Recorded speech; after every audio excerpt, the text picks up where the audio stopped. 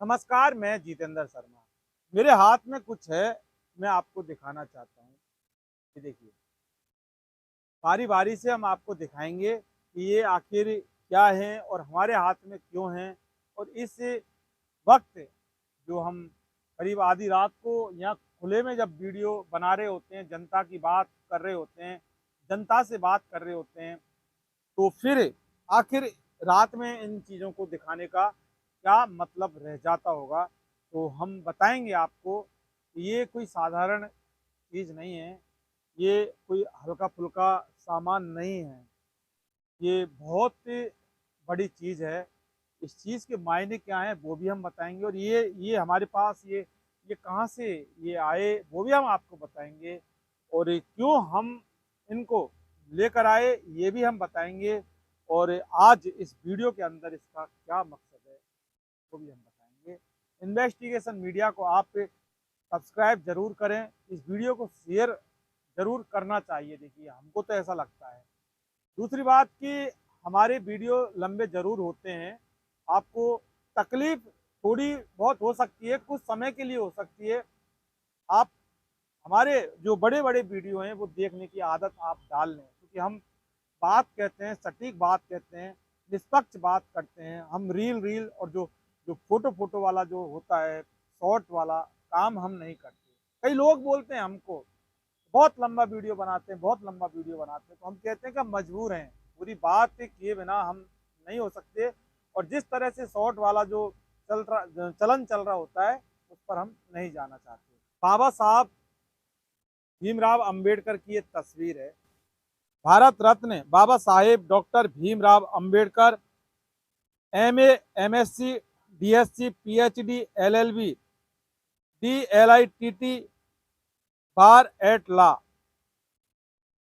ये इनकी डिग्री हैं और ये कहाँ से प्राप्त हुई यानी कि ये किसने ये जो तस्वीर है ये कहाँ से आई मतलब हमारे हाथ में कहाँ से आई? तो ये सौजन्य से यानी कि किसी ने दी है। सीएल चिम्मन लाल मीणा रिटायर्ड ये फाउंडर सदस्य एवं प्रथम अध्यक्ष मीना समाज समिति छत्तीसगढ़, गांव थूमा, तहसील सपोटरा, जिला करौली, राजस्थान। इन्होंने इसका सौजन्य यानी कि इन्होंने ये बाबा साहब Bharat Ratna doctor B are Ambedkar ji की ये तस्वीर दी, मतलब ये सीधा हमें नहीं दी है, कहाँ से वो आई वहाँ से हम बताएंगे आपको, सीधा मुझे देने नहीं आए। मैं तो इनको ये सीएल चिम्मनलाल मीणा को मैं नहीं जानता। दूसरी जो किताब है, छोटी सी किताब है, बहुत कम पन्ने की किताब है, हर घर संविधान।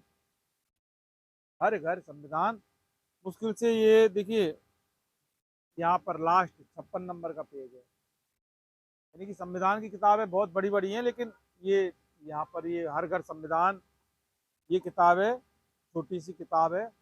और तीसरी जो किताब है वो आपको हम दिखाएंगे, यानी कि एक तस्वीर और दो किताब में ये जो तीसरा है, कमजोर वर्गों का सशक्तिकरण। कमजोर वर्गों का अनुसूचित जाति और जनजाति अत्याचार निवारण अधिनियम 1989 एवं संशोधित अधिनियम 2015 इसके अंदर होगा। और ये किताब भी बहुत छोटी है, 58 पेज। ये जो हमारे पास आई इनकी वजह हम बताते हैं और इनके पीछे जिसने दी उसके भाव भी आपको बताएंगे। देखिए, क्रांति का जब आगाज चल रहा होता है नरेश मीणा का, पिपलौदी के बच्चों को इंसाफ दिलाने के लिए शहीद स्मारक, जयपुर के शहीद स्मारक पर धरना दिया था नरेश मीणा ने। हालांकि सत्याग्रह पर भी नरेश मीणा बैठा, तो वहीं आंदोलन में नरेश मीणा का जो सत्याग्रह वाला जो इस प्रकार का आंदोलन वाकई एक अजीबोगरीब और अनोखा था। यानी कि जो भी व्यक्ति वहां पर आता आंदोलन में सपोर्ट करने के लिए, आवाज बनने के लिए, तो नरेश मीणा और उनकी जो टीम है सबसे पहले प्रत्येक व्यक्ति को ये हाथ में बाबा साहब भीमराव अंबेडकर की तस्वीर और ये दोनों किताब है। क्या वजह हो सकती है वो वजह बाद में बताएंगे। एक बार तो वाकई ऐसा ऐसा ऐसा लगता था जब हम कवरेज करने के लिए जाते हैं कि किस प्रकार का ये आंदोलन पिपलौदी के बच्चों के लिए इंसाफ दिलाने के लिए आए, ये किताब बांटने के लिए आए, बाबा साहब की तस्वीर बांटने के लिए आए। बड़ा अजीब व गरीब मंजर था। अब आपको ये लगता होगा कि एक भगत सिंह की विचारधारा पर चलने वाला यानी थप्पड़बाज जो थप्पड़ मार देता है हिकीम अमित चौधरी छोटे वाले कलेक्टर को, ये अचानक गांधीवादी तरीके से गांधी जी के पद चिन्हों पर चलकर, और कहाँ ये बाबा साहब भीमराव अंबेडकर की बात नरेश मीणा करने लग गया। बाबा साहब भीमराव अंबेडकर की नरेश मीणा अगर बात करता तो वहां पर एसडीएम साहब के थप्पड़ नहीं मारता। तो लोगों को आया कि आखिर ये हृदय परिवर्तन कैसे हुआ। तो नरेश मीणा ने कुछ किताबों का अध्ययन भी किया था। बहुत लंबी कहानी हो जाती है नरेश मीणा से, लेकिन नरेश से जो मीणा के समर्थक भी चाहते हैं कि हम उनकी ज्यादा से ज्यादा बात करते रहें, हालांकि पब्लिक जो और बोर होती होगी, लेकिन ऐसा नहीं है। क्योंकि बात कुछ ऐसी होती है कि हमारे राजस्थान का एक युवा जो किस तरह से क्रांतिकारी रूप में आकर, और वो जब राजनीति में आता है फिर भी क्रांतिकारी रहता है, और बहुत सारी राजनीतिक दल होते हैं, पार्टियां होती हैं, बड़े बड़े नेता होते हैं, मठाधीश होते हैं, वो नाराज होते हैं, किसी की परवाह नहीं करता। क्या समझ में आता है, शहीद स्मारक पर ये बांटे थे तस्वीर भी, और ये किताब भी नरेश मीणा ने वहाँ के जो आने वाले लोगों को बांटी थी, उनके हाथ में दी थी। पीछे का मकसद सिर्फ यही है कि आज की तारीख में अगर राजस्थान को बदलना है, प्रदेश को बदलना है, किसी मुल्क को बदलना है, या अगर देश में बदलना है जो विचारधारा चल रही है और देश का जो माहौल चल रहा होता है, तो ऐसे में फिर किताब को पढ़ना पड़ेगा, संविधान को पढ़ना पड़ेगा, कानून को पढ़ना पड़ेगा। तो बाबा साहब भीमराव अंबेडकर की अगर संविधान को बिना पढ़ के अगर राजनीतिक पार्टियों का चुनावों का अगर कोई फैसला करना चाहेगा, तो फिर ऐसे में ना तो राजस्थान की जो तस्वीर है वो उज्जवल होगी, ना ही देश की होगी। क्योंकि हमारे देश में लोकतांत्रिक तरीके से चुनाव होते हैं। लोकतंत्र का मतलब होता है बाबा साहब भीमराव अंबेडकर का जो संविधान है वहीं से लोकतंत्र बनता है। और जब लोकतंत्र की बात आती है, लोकतंत्र की जब सीढ़ी की बात आती है, लोकतंत्र पर चलने की बात जब आती है, तो फिर जाति पाति धनबल और बाहुबल के आधार पर चुनाव की प्रक्रिया कैसे हो सकती है, और अगर होती है तो वो फिर नुकसानदायी होती है, यानी कि फायदे की बात नहीं होती। वो देश के लिए घातक सिद्ध होती है, प्रदेश के लिए घातक सिद्ध होती है। तो नरेश मीणा ने हर व्यक्ति को ये दो किताब और बाबा साहब भीमराव अंबेडकर की तस्वीर देकर यही साबित किया वहां पर, और यही साबित करना चाहा कि अगर देश को बदलना है, प्रदेश की जो ये चल रहा है, गतिविधियां चल रही हैं, जिस तरह से लोकतंत्र की हत्या हो रही है, मर्डर ऑफ डेमोक्रेसी हो रही है, अगर इसको अगर सच्चाई में भारत के अंदर संविधान का राज स्थापित अगर करना होगा, तो फिर बाबा साहब भीमराव अंबेडकर के संविधान को पढ़ना होगा, इनको पढ़ना होगा, इनकी विचारधारा को अमल में लाना होगा, शिक्षित बनना होगा। ये जो नशा है, नशे के आदि हमारे युवा होते जा रहे हैं, इस नशे से दूर होना होगा, नशे को त्यागना होगा, कि बर्बाद हो जाते हैं, घर पीढ़ियां बर्बाद हो जाती हैं। तो ये नरेश मीणा की मुख्य वजह थी। पिपलौदी के बच्चों के इंसाफ के लिए जब नरेश मीणा वहां पर बैठे थे, धरने पर बैठे थे, सत्याग्रह पर बैठे थे, गांधीवादी तरीके से बैठे थे, तो बहुत सारे लोग प्रेरित हुए थे। वाकई बहुत सारे लोगों ने माना कि नरेश मीणा बदल गया।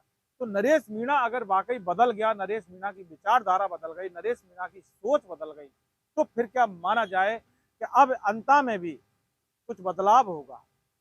क्या अंता की जनता अब ये चाहेगी कि वो नरेश मीणा जो क्रोध गुस्से वाला था, थप्पड़ मारने वाला है, अगर उसको वोट नहीं देना है, तो फिर क्या नरेश मीणा जो संविधान की अब बात करने लगा है, नरेश मीणा समझदार बनने लगा है, नरेश मीणा अगर कुछ क्रांति के लिए, बदलाव के लिए अगर जनता से, अगर जनार्दन से सपोर्ट मांगता है, अपील करता है, उसको लाने के लिए विधानसभा में प्रवेश करने के लिए, विधानसभा उपचुनाव में जीत के लिए, तो क्या फिर अंता की जनता बाबा साहब भीमराव अंबेडकर वाली ये जो हमने बताई थी शहीद स्मारक से जो कहानी चली थी, इसको मद्देनजर ध्यान में रखते हुए कुछ सपोर्ट नरेश मीणा का जनता करेगी, या फिर चुनाव के वक्त जब वोट हो रहे होते हैं उस दिन, वोटिंग के दिन, जनता के दिमाग में फिर यही आएगा कि नहीं नहीं, कांग्रेस बीजेपी वाले हैं, ये ठीक रहेंगे, नरेश मीणा है ये बागी है,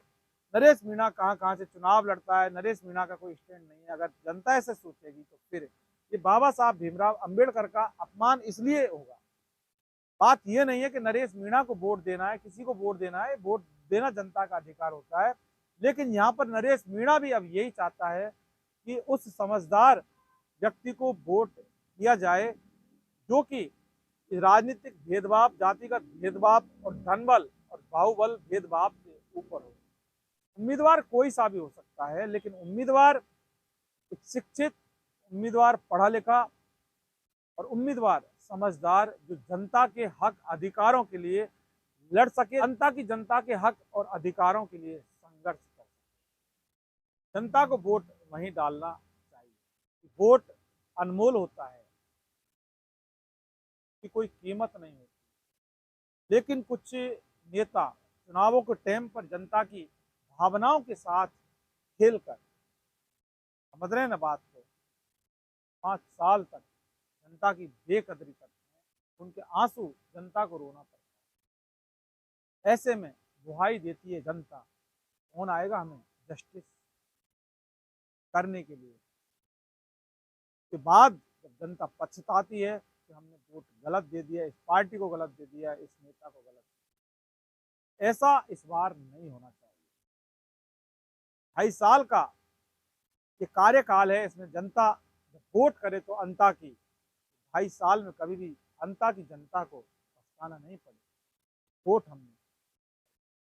वोट आपका है, किसी को भी देने का अधिकार भी आपका है, और ये अधिकार अगर किसी ने दिया है, बाबा साहब भीमराव अम्बेडकर। नमस्कार।